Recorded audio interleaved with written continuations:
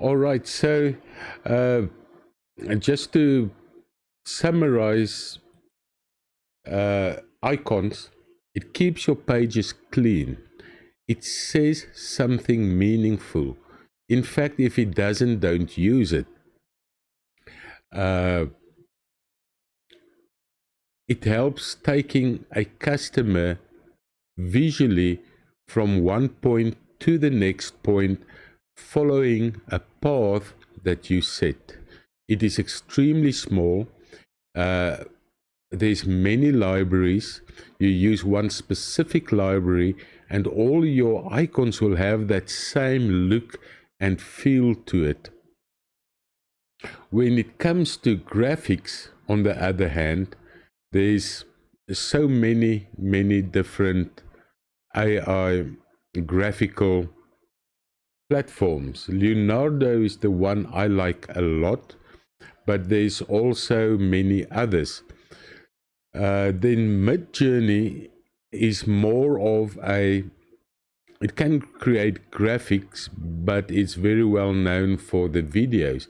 Now videos, if it's not going to tell you something interesting, if it's not going to teach you something, if it's not going to showcase a product in real life, don't use videos. All right, just because you can doesn't mean you have to.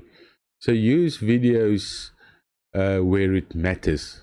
All right, because a video says millions and millions of words, right? And if you want a person to stop and watch your video, they must be better off one way or the other after seeing your video.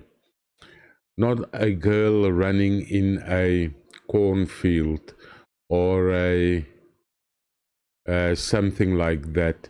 If you want to show something, do a showcase of a product, how to use it, and things like that. Canva is a very nice tool to create all kinds of graphics for you. I used it very often for slides, but now of course with Kimi that generates a slide for me in seconds. I seldomly use Canva. All right, and that's very much it. And if you think in the old days you needed a 10,000 Rand camera, someone that can take images, and it's costing you a fortune.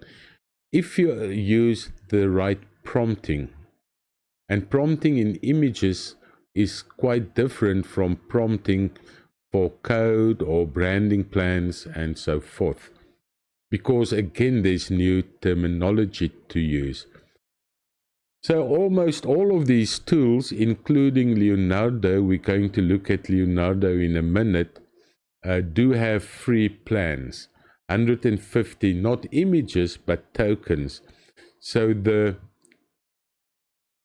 more detailed the image is, in other words, you can have small images, big images. The bigger the image, the more credits it's costing you.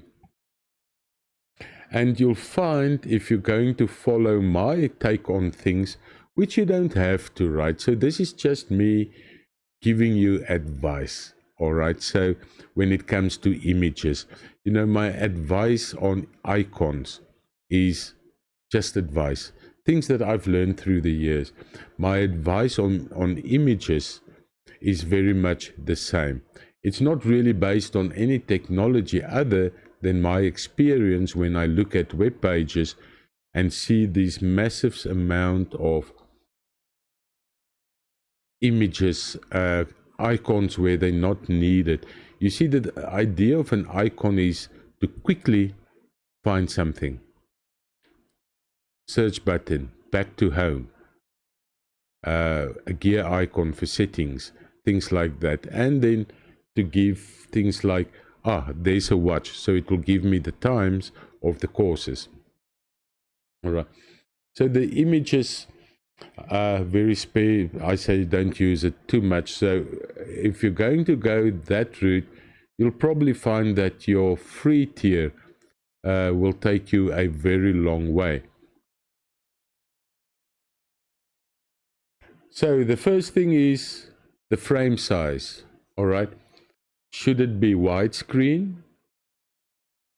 A 16 by 9. These, by the way, will be the 3 image sizes or frame sizes that you will use most of the time. Great is 16 by 9 for Euro images. A square, perfect for cards. When you start learning all these things, you know immediately what I mean when I say cards, right? And for cell phones, 6 by 19. So very much widescreen turned on its side. So this is the 3 screen sizes you're going to use. And when you're going to prompt, you're going to give this information. But you'll see now, I'm going to show you Leonardo as an example. There's an option where you can choose what size you want to use. These are the 3 that's basically a must to know: 16 by 9, 1 by 1, and 9 by 16. That's not much more to know about these sizes. However, what you will find is as soon as you want to post things to social media, that they have different screen sizes that you need to use in your advertisements and so forth. And yes, your AI graphical platform that does your graphics, they all support all those sizes.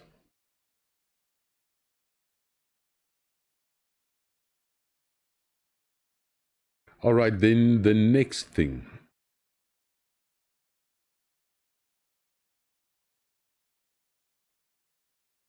Oops, sorry. It's something called file or style transfer.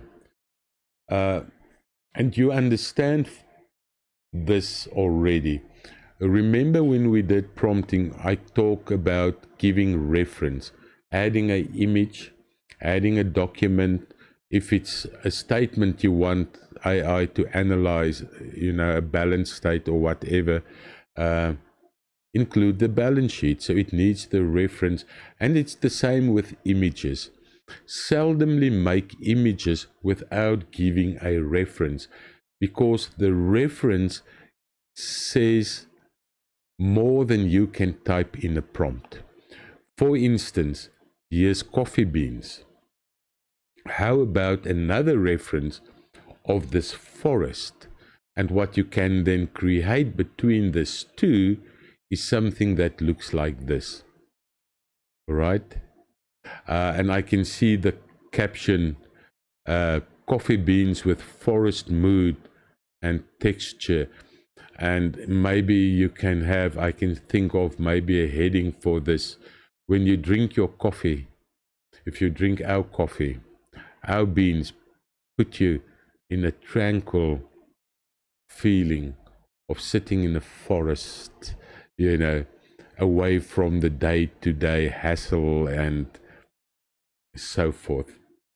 So you can create vibes, the mood, and so forth when using reference images, especially because if this is what you had in mind, and you can add these two things and now prompt what it should do, you'll get what you want in the end of it.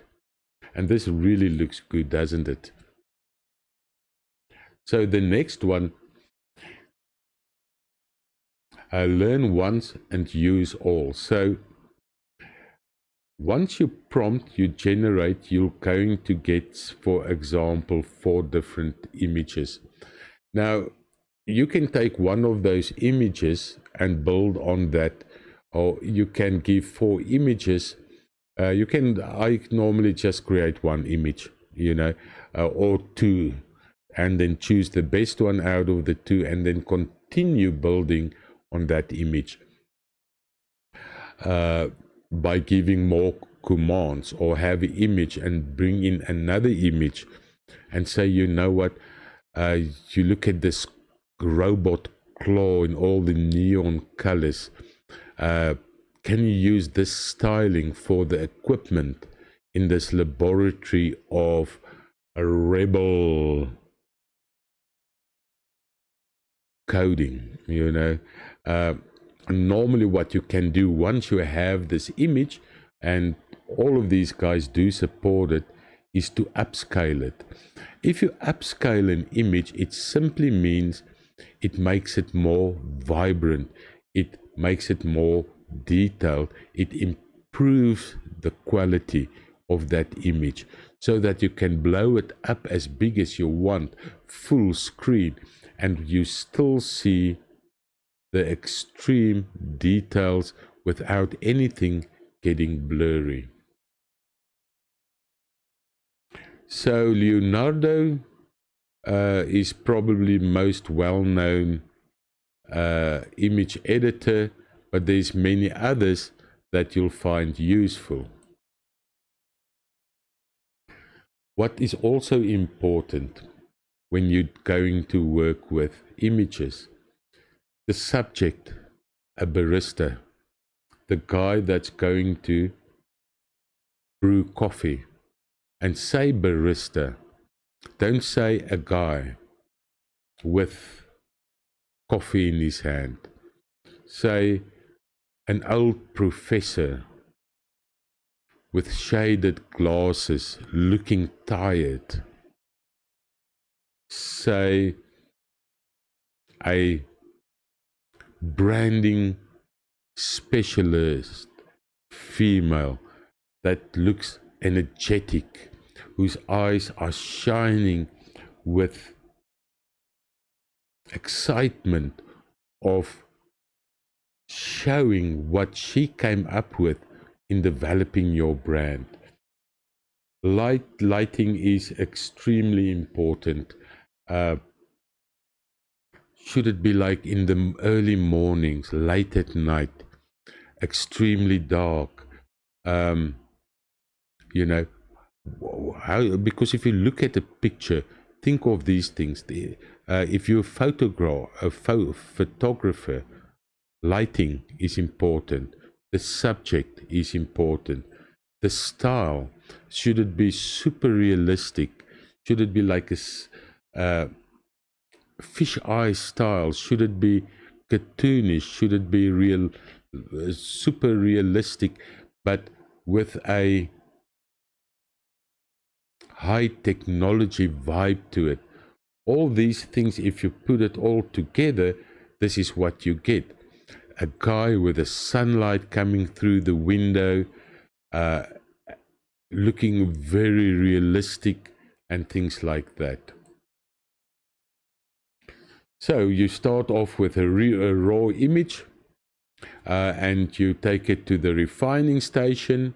You then package it, make it, optimize it, make it look good, generate 2, maybe 3 different slides, and then take the best one and continue, not slides, images, and then continue with that. You can see here you have 4 different variations of a chair, and at the end of the day it end up looking like this. Add more warmth, add more steam, so add more steam. Think of coffee beans, and the steam is coming from them. You can see they are freshly roasted, So these are the things that are of importance. And then what you want is, of course, 3 times faster loading is important. You need to take this 100 kilobyte and change it into a 30 kilobyte without losing quality. All right. WebP is the option for that, but we will look at that next. First off, we're going to create a couple of images. So I'll see you soon. Bye.